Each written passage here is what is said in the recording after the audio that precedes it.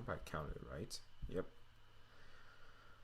Is SCl2 a polar or non-polar molecule? So first we have to figure out what S is. Okay, so S is sulfur. So is SCl2 polar or non-polar? Okay, so with that being said, to find out whether it's polar or non-polar, we need to do our Lewis dot diagram. And so we first need to figure out how many each element contributes. Sulfur is going to be on the 16th column. So in terms of the valence electrons, we have 6. You can also show this by electron configuration. And the reason why I keep stressing this is because you do have to get familiar with electron configuration, especially as you go further in chemistry. That is a question that can commonly pop up. So we have, at least in the shorthanded noble gas notation, we'll start with neon. Okay, and then we go over to 3s2 because it's on the third row, and 3p4. And you'll notice here that even this supports that sulfur has 6. And if we treat chlorine the same way, because chlorine comes right after it, is that neon 3s2 3p5, which also supports that chlorine has 7. Okay, but there's 2 chlorines, so chlorines actually, well, the chlorines together contributing 14. So 6 plus 14, you want 20 electrons accounted for.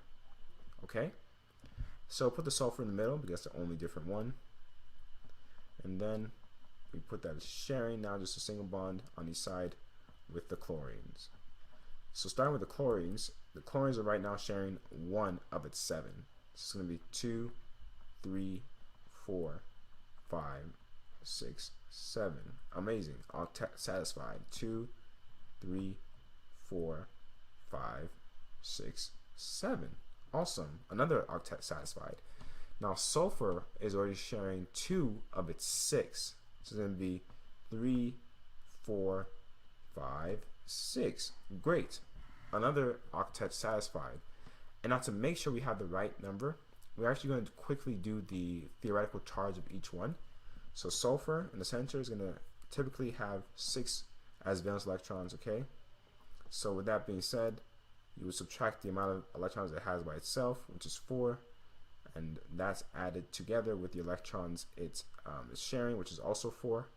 You have to divide that by 2 though, because this is sharing. So then we have 6 minus 6, which is 0. It's perfect. So chlorine should also have a charge of 0, hopefully. But this one, 7 valence electrons. It has 6 by itself, and it's sharing only 2. So 6 plus 1 is 7. So we do indeed get that 0. So we're good. This is the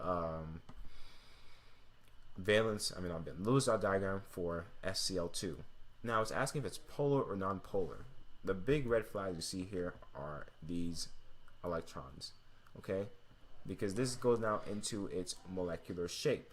So first, if you want to find out the electron pair geometry, we first need to, I guess, count how many things it has surrounding it. And a lone pair counts as 1, okay?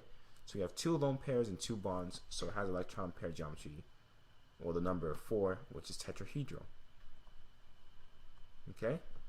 But, as we said, so this would be the electron geometry. So, but the molecular geometry accounts specifically which of them are bonds and which of them are just lone pairs. So we have a 2-2 split, making this shape actually bent. Because why is it bent? You have the sulfur in the middle, the chlorines, okay, and just specifically talking about the sulfur in the center, okay.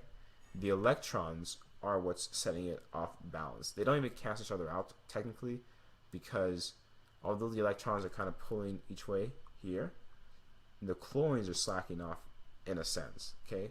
So it kind of has a net charge going this way, because although the electrons will cancel each other out left and right, the upwards momentum is what's going to set the chlorines, I guess, off to where sulfur is now a polar molecule.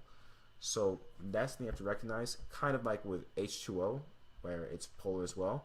If you look at the Vesper theory, it's tetrahedral, but it's actually bent for its molecular geometry, okay? And this type of molecule you get right here at the end. Okay, and because you have that, it's actually going to be polar. You can see there that there isn't even distribution. Because of the lone pairs, it's an uneven distribution, which is why I can say with confidence that SCl2 is a polar molecule. Okay, it's not nonpolar, even though it looks like that based on its Lewis dot diagram. The electrons there, you have to make sure you draw it out, look at its geometry, because you'll see there that it's actually not nonpolar because of the fact that it has like a bent shape. Okay, so exactly as you see here, it has an angular molecular geometry, although it's symmetrical in respect to its I guess Lewis diagram, and that vertical axis, the horizontal axis, or I guess I said it backwards. In respect to the horizontal axis, is kind of symmetrical. The vertical axis, though, is asymmetrical. Okay. So that being said, it is indeed polar, and this is correct.